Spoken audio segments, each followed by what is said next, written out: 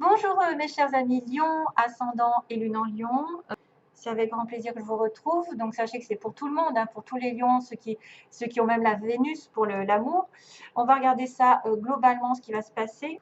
Donc avec un tirage sur 3 cartes de Lenormand. Ensuite, une petite coupe pour voir l'ambiance. Et puis 3 informations ici pour vous et une relation sentimentale aussi, avec les sentiments. Mais c'est vrai que là, il peut me parler de quelque chose de principalement lié au cœur, parce que je vois quand même l'engagement, l'anneau. Il y a le cercueil qui me parle de fin, ainsi que la croix. Alors, fin d'un contrat, fin de quelque chose qui est douloureux parce qu'on a des nuages. Mes chers amis Lions, le mois de mars va pas être un petit peu, ouais, il va peut-être vous demander un changement, quelque chose à faire. Vous allez faire une croix sur une relation, sur un contrat, sur quelque chose qui est scellé. Peut-être qu'effectivement, vous voulez, vous êtes croyant, vous priez pour un mariage, vous priez pour vous associer, vous priez peut-être, mais en même temps, j'ai envie de dire que la croix, normalement, c'est quelque chose de douloureux. C'est une personne qui est triste, triste parce qu'elle doit faire un sacrifice. Elle doit se sacrifier. Elle doit faire une croix sur son couple, sur une association, sur une collaboration, sur un engagement, sur une signature, sur un achat, sur quelque chose d'important. Hein, parce que, voilà, l'anneau, c'est quand même important. C'est un signe fort d'engagement. Donc là, il y a de la tristesse, il y a du sacrifice à faire pendant ce mois. À vous de voir. Ah, c'est peut-être pas le bon moment. Comment vous dire? C'est peut-être pas le bon moment de faire des plans sur la comète. Il y a des choses qui vont se passer parce que déjà, déjà dès le départ, j'ai en fait les nuages qui sont effectivement, on voit une tasse de thé ici avec des petits nuages qui passent. Bon, la tasse de thé, c'est un peu réconfortant, c'est la routine, c'est-à-dire, voilà, tout se passe bien. Vous êtes dans la routine, vous prenez votre petit café à la maison, vous êtes au chaud, en sécurité, et tout d'un coup, il y a des nuages qui arrivent. Et vous n'avez peut-être pas prévu qu'il y avait une espèce de flou qui allait arriver dans cette relation, dans cette situation. On manque de clairvoyance, on manque de clarté, on est omnibilé peut-être par quelque chose, une obsession pour quelqu'un, et qu'on ne voit pas l'ensemble de la situation dans sa globalité. On ne voit pas la réelle personne, on ne voit pas la réelle situation. Donc pour l'instant, ce n'est pas bon pour aller de l'avant. Parce que quand on a des nuages, c'est qu'on est assombri. Il y a une image réconfortante de sécurité, mais en même temps, ça ne prévient pas, quelque chose arrive et vous met dans la confusion totale, dans l'incertitude, dans les doutes. Ça peut vous surprendre d'une certaine manière, parce que vous étiez en train de rêver à quelque chose qui n'arrive pas d'un coup, qui n'arrive pas à finalement, qui ne va pas aboutir. Peut-être qu'effectivement, vous pensiez vous engager, mais que là, tout d'un coup, vous allez me dire, non, c'est pas possible. Il y a quelque chose qui ne marche pas. Je suis obligée de faire ce sacrifice. C'est quelque chose qui vous tient à cœur. Donc, soit c'est une personne, parce qu'on a un valet de cœur, soit c'est une personne, soit c'est un projet, soit c'est une idée, soit c'est une association avec quelqu'un. Et tout d'un coup, on sème le trouble en fait. Il y a quelque chose que vous n'aviez pas prévu, qui n'est pas agréable du tout, qui passe dans votre vie. Ça ne vous avertit pas, mais ça n'est que passager. Attention. Vous étiez peut-être dans la rêverie, peut-être dans la confusion. Ça va que être passager et ça va changer. Ça va changer. Alors, est-ce que c'est une relation amoureuse qui arrive et, elle va peut-être aussi peut-être vous demander de vous retirer un certain temps parce que le cercueil ici, on voit quelqu'un qui est dans une boîte de sardines dans ce tarot. Donc, un moment de recueil, de recul pour faire le point, pour vous retirer des problèmes ici qui sont là, qui sont que passagers d'ailleurs. Éloignez-vous, mais en même temps, restez ancré. Ne vous éloignez pas dans les pensées. N'imaginez pas le pire. C'est juste rester alerte, aware, alerte aux signaux qu'on vous envoie. Sur une relation amoureuse, sur une relation, sur quelqu'un que vous aimez, il y a des problèmes passagers. Il va falloir les résoudre, soit en s'éloignant, soit en mettant un terme à quelque chose ou à une situation, parce qu'on a le cercueil, c'est quelque chose qui doit se terminer, s'achever. C'est la fin de, on doit quitter, on doit partir. Donc soit ça arrive au bout, cette relation, ou alors c'est quelqu'un qui a décidé de s'en aller un petit moment pour faire le point. C'est vrai que c'est pas la mort, mais c'est quelqu'un qui a peut-être des pertes aussi, le cercueil. Il a peut-être des pertes. Dans ce tarot, on ne sait pas si cette boîte, elle s'ouvre ou elle est en train de se fermer, en fait. Soit elle est en train de descendre, et donc là, c'est la fermeture complète de la relation, hein, on arrête à la fin, ou soit elle va avoir un renouveau, ce qui est possible aussi. Un renouveau, c'est-à-dire qu'on va laisser derrière soi tous les événements négatifs, tout ce qui a été dans la confusion, et on va être clairvoyant. Ça peut signifier simplement un éloignement temporaire par rapport à votre choix sentimental ou autre, par rapport à votre projet, par exemple.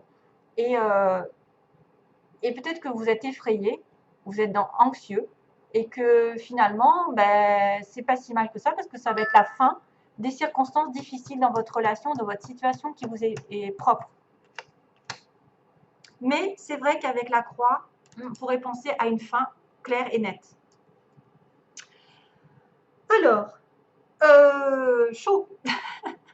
C'est chaud. Alors ensuite, pour mes lions, on a le petit message 24. Tout en sachant sauvegarder mes propres limites, je suis en relation avec tout. Fixer des limites. Wow, fixer des limites. Ça, c'est pas mal. Ça me fait penser au cancer, d'ailleurs. Se fixer des limites. Ne pas se faire bouffer. Tout en sachant sauvegarder mes propres limites, je suis en relation avec tout. Oui, il faut avoir des limites dans tout ce que vous faites, mais en même temps, garder le contact avec les autres et avec les relations avec les autres.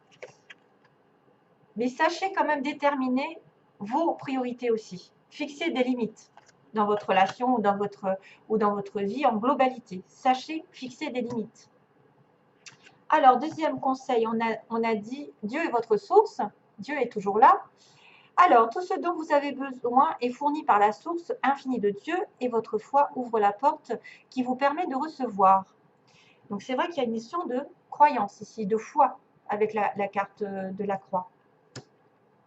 En Dieu, il n'existe aucun manque ni limitation. Il existe une abondance qui peut être partagée par tous. Donc, si vous manquez de quelque chose, priez, il vous entendra. Et bien sûr, ne demandez pas de gagner au loto. Hein. Fixez-vous des limites dans vos désirs. On ne peut pas tout avoir au bon moment, mais quand même, sachez que quand on est en manque, il suffit il ne faut pas demander l'aide de Dieu que quand vous êtes dans le malheur. Il faut aussi le remercier quand vous avez tout ce que vous voulez, même si vous avez très peu, c'est déjà pas mal. Si vous avez un toit, si vous avez de quoi manger, des enfants, la santé, etc. Hein, on ne le dira pas assez, il faut toujours dire merci. Il ne faut pas s'en référer à Dieu et demander une réponse tout de suite sous prétexte que vous êtes dans la douleur. Il faut toujours avoir ce lien en permanence avec lui. Et c'est comme ça qu'il vous récompensera. Parce que vous le remercierez d'avoir ce que vous avez déjà. Et comme ça, il pourra vous envoyer encore plus. Si vous ne le remerciez jamais, si vous êtes toujours insatisfait, que vous râlez, que jamais ça va dans votre sens, et il va se dire, mais pourquoi je te donnerais ça si toi, tu ne vois pas ce que tu as déjà, hein, aussi. Alors, quand même, on finit vers la flamme de l'amour. D'ailleurs, c'est pour ça que je l'ai mis à la fin. La flamme de l'amour. Regardez cette carte comme elle est belle. Alors, on vous dit, laissez le pouvoir infini de l'amour irradier inconditionnellement dans toutes les directions. Restez ancré dans la conscience de vous-même et dans votre propre vérité. Le pouvoir de guérison de l'amour vous aidera à consumer les illusions, et vous découvrirez de nouvelles possibilités. C'est une période puissante de transformation, d'idées et de créativité. Idées, créativité, puissante, amour, ça pourrait être possible finalement que quelque chose se dévoile sur le plan sentimental, à condition d'éloigner les incompréhensions, les illusions, etc. Alors, on va finir justement par l'amour. Ah tiens, alors j'ai quelques petites cartes qui sont tombées, ouais, que je regardais un petit peu. Alors, on m'a montré d'abord,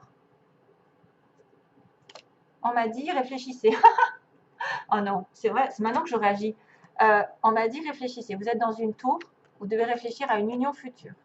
Réfléchissez par rapport, merci, réfléchissez par rapport à une union, alors dans laquelle vous êtes ou une future union. Mais il y a un moment quand même de solitude. Un petit peu ça. J'ai l'impression de voir ça. Réfléchissez. Le consultant, monsieur consultant, probablement vous, un million, ou votre partenaire, celui que vous avez en tête, est blessé. Donc, ne l'oubliez pas, peut-être qu'il a eu des blessures dans le passé, peut-être qu'il est blessé dans cette relation actuelle, peut-être que vous lui avez fait du mal. En tout cas, son petit cœur est un petit peu délicat en ce moment. Il doit guérir certaines situations avant. Donc, prenez-le en compte. Quelque chose qui n'a pas guéri. Il est blessé, monsieur consultant. Et j'avais aussi la blessure avec la trahison. Donc, ça m'avait mis aussi la blessure avec la trahison. Il a été blessé, il se sent trahi, monsieur. Il se sent trahi. Peut-être que c'est lui, peut-être que c'est vous, mais en tout cas, il y a une trahison et une blessure qui apparaît dans cette relation. Et puis, j'ai aussi tiré le labyrinthe avec le visuel, comme si c'était compliqué de vous voir. C'était compliqué d'avoir des visus, peut-être de vous voir face à face, de discuter. Peut-être que vous allez le voir, mais vous allez vous sentir bloqué par rapport à cette relation. Hein. Moi, je vois plutôt quelqu'un qui a du mal à avoir l'autre. Peut-être qu'il est au loin, peut-être qu'il est dans une relation bloquée, ou il est en mariage, ou voilà, il y a quelque chose qui l'empêche de vous voir, qui est compliqué. C'est pour ça qu'il y a peut-être une montagne. Il y a peut-être des nuages. Voilà, compliqué. Ce sera tout donc pour mes chers amis lions. Et à bientôt, je l'espère. Merci. Plein d'amour. Bye bye.